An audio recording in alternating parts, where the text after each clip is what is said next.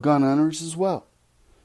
They're a little more of the no-nonsense, uncompromise, no-compromise gun lobby.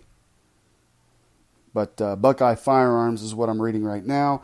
And it says, Ohio Senate introduces energy fix for shockwave error. Bill to fix drafting error on shock. That must be the Mossberg shockwave. Fix passed by Senate, 24-8. So it looks like they're working on the shockwave deal.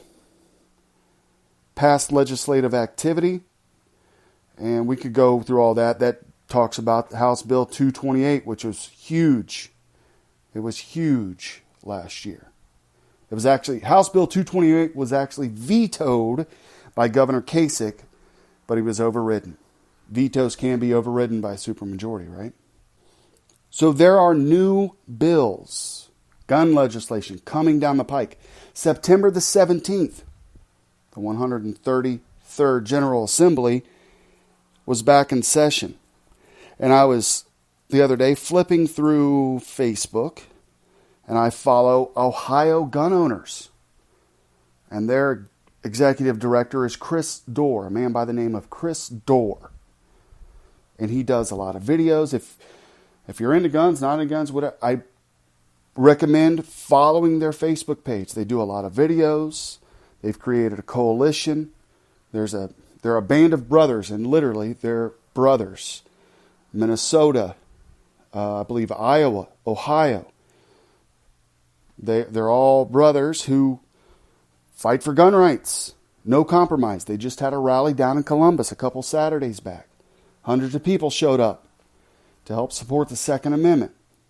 Anyway, he was doing a video and he was talking about the General Assembly going back in, and since we've had more unfortunate and very sad and tragic mass shootings in our country, and more close to home with Dayton, that there are gun control bills going in. And he talks about it in a way that maybe some of us wouldn't describe it quite the way he does. He goes after politicians pretty hardcore. He's going after our senator right now, Peggy Lerner. She's introducing, according to Ohio gun owners, more bills.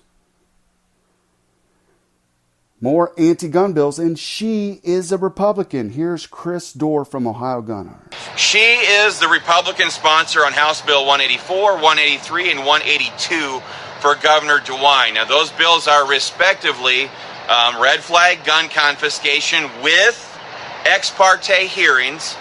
Okay, that's Senate Bill 184. I think Senate Bill 183 is the universal background checks bill. They want to outlaw, they want to ban the private sale of firearms between law-abiding citizens.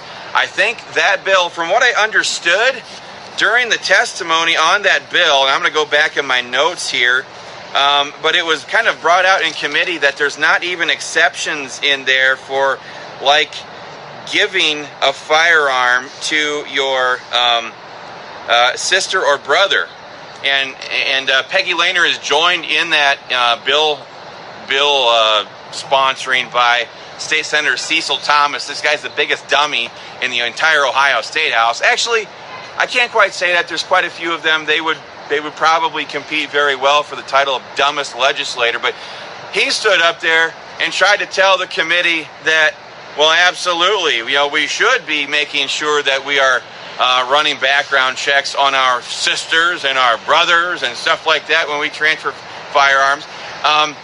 One thing that I found very alarming, and we've been talking about how they're going to approach passing these gun control bills here in the Ohio State House for some time, but one thing that I found very disturbing throughout this entire process is that none of the Republicans on the Government Oversight Committee ever challenged the fact that all of these killers have passed their background checks in pretty much the majority of the mass shootings that we've seen in the last couple of years. None of them challenged that presupposition by these people.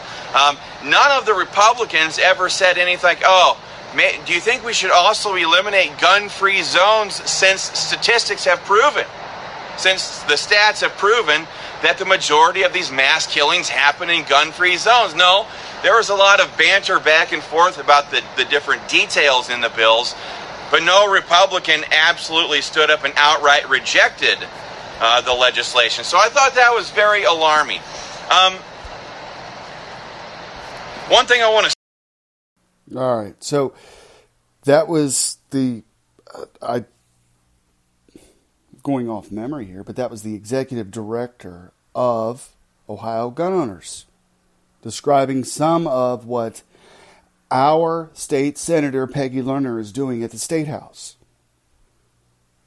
And if you are an advocate for the Second Amendment, it may concern you that a lot of our Republicans who we thought were pro-Second Amendment, who we thought were real, true, liberty-minded conservatives, are doing this type of stuff at our State House. I'm going to really dive into things at the State House.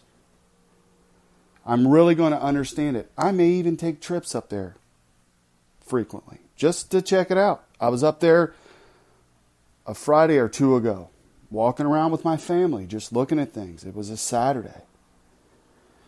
So, it's only, 50 minutes away? That's how far I lived away from Austin. I used to go up there every now and again as well. But these are the anti-gun bills that we have to be aware of. They are going to use. There are those out there who don't own guns, who've never owned guns, who think guns are the destruction of our country, when in fact, less people die by the hand of a gun in our country than do by vehicles. Yet we love driving cars, right? We'll continue to love to drive cars. Medical errors. The list goes on. 4 things that we die from more often than firearms. I will always encourage folks who own firearms to be trained. Keep them away from small children. When your children reach a certain age that you feel comfortable, train them. Show them. Don't let them be curious. Oh, I found a gun. Let me be curious about what... That's how people get hurt. Explain to them. This is not a toy. This is a tool. This is a firearm. It goes bang. You will not come back. If you train them right, and I probably didn't do that. Well, I probably didn't do it well when I just talked about it. But I'm just rambling. I'm rambling on about guns. Now, if I'm honestly thinking about it, I always teach my kids as I grow up, treat every gun like it's loaded. Every gun is loaded. Even if you think it's unloaded, it's loaded. Never, if you're holding a weapon, my kids right now are in the BB gun range, or at the BB gun stage where we're shooting BB guns. Never point, the muzzle always stays downrange. Always. And never point that muzzle at anything you don't plan to shoot. So the muzzle of your gun, keep it pointed downrange at your target.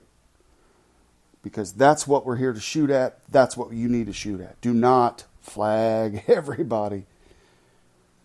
Keep your finger off the trigger until you are ready to squeeze it. Get your sights aligned.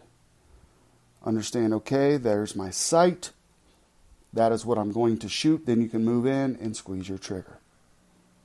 And I also teach them, be sure whatever you're shooting at, you know what you're shooting at, your target, and what is behind your target. Because you don't want to inadvertently shoot something else or someone else. Safety rules are always important when it comes to gun safety, or when it comes to guns. Stress it. Stress it with your kids. Stress it with your wife, your husband, everyone. Gun safety. If you're going to be a responsible gun owner, you have to be responsible with safety. It's important for us all. All right, that's enough about guns. For today, in other news, in Dayton, I just read on a news article that there were remains, human remains, found in a burned out garage. That's what the coroner has said. I don't know if you heard that on the news this morning, but at the time they were reporting it this morning, they didn't know. Someone found something they thought was human bone. They turned it in. The coroner has tested it. It is human bone. Something's up in the city of Dayton. Also, Ohio's largest public pension system looks to cut benefits. The Dayton Daily News reports Ohio's largest public pension system voted this week to reduce costs of living benefits for current and future retirees, a move that requires legislative changes. So look for that. The Ohio Public Employees Retirement System voted 8-2 to ask lawmakers to allow the pension fund to freeze the cost of living adjustment in 2022 and 2023 for all retirees and delay the COLA for 2 years for all new retirees. That is coming out of the Dayton Daily News, and it's coming your way. Pay attention, public employees. And I think I'll wrap this weekend's podcast up with a final story, something fun. I'm going to end every weekend edition with something fun. Guess which city is the drunkest in Ohio? A website, according to NBC Channel 4, says that Columbus, the city of Columbus, is the drunkest city in Ohio. That's hilarious. Why is that? Oh, I don't know. Ohio State is in Columbus. You kids down there in Columbus, or over there in Columbus, y'all know how to get it. I remember being a young buck and driving to Columbus over to High Street to hit some of the clubs when I was a kid. Y'all get down in Columbus. So, Columbus, congratulations. You are the drunkest city in Ohio, making all of us Buckeyes proud. Ladies and gentlemen, thank you. Have a good day and have a good week. Thank you for listening to Truman's Town Hall. Share this podcast with your friends and neighbors and subscribe today.